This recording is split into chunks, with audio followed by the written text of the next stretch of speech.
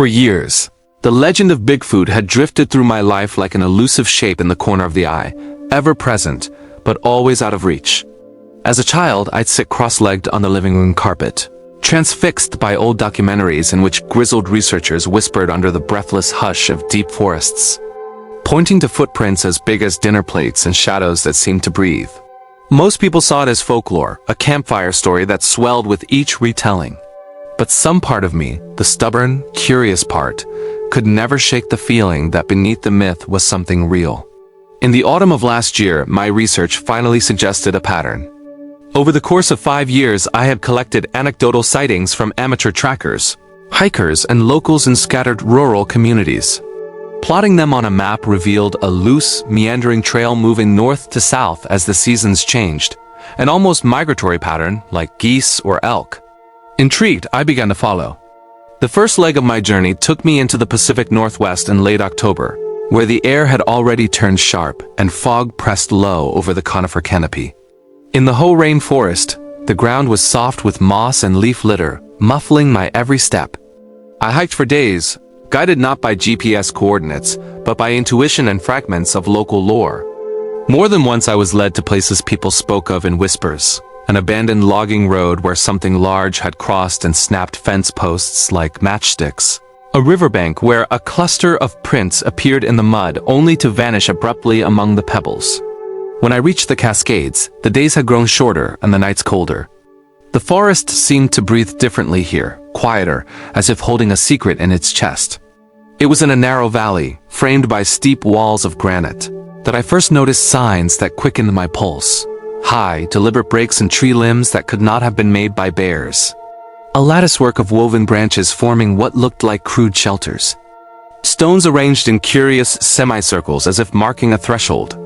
One evening, I spoke with an old fire lookout volunteer named Ellis, whose weathered face seemed carved from the mountains themselves. He didn't claim to have seen one up close, but he told me of hearing them. Low, resonant calls that echoed through the valleys after midnight, unlike anything in the ranger's manual. When I mentioned my theory about seasonal movement, he nodded as though it were obvious. If they've survived this long, he said, they know exactly where to go when the snow comes down. Following that lead, I continued east, tracing the foothills until the land began to rise again. Winter was encroaching fast now, and my pack felt heavier with every mile. I was constantly aware of the silence, deep, unbroken, save for the occasional raven. It was both comforting and unnerving, as though I were walking through a story I wasn't supposed to hear the ending of.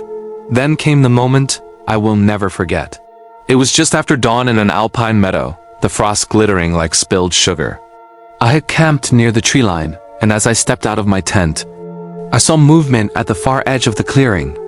A tall, dark figure, broad-shouldered and fluid in its motion, striding toward the forest's edge.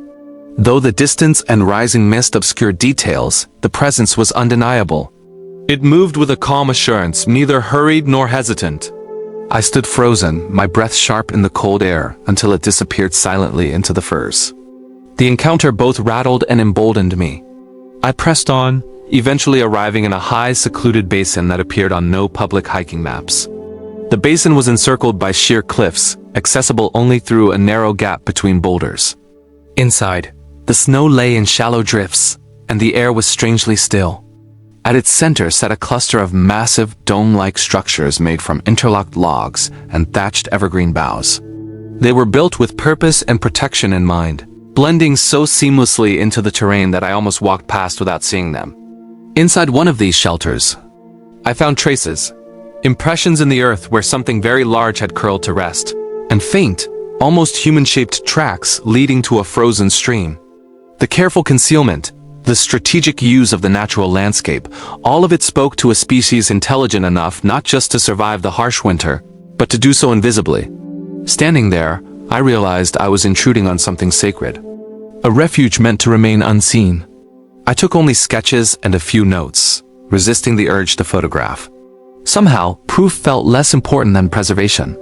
We are so quick to claim and classify, to strip mystery from the world until it is nothing but facts on a page.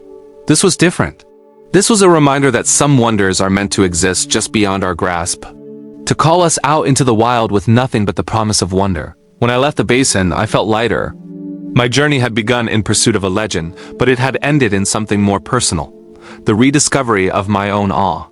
The world is still vast enough, still strange enough, for entire worlds to move quietly alongside ours, just out of sight. To those who ask if I truly found Bigfoot, I can only say this: I followed the trail, and I found a home built for something remarkable. Something that knew the language of the forest better than we ever could.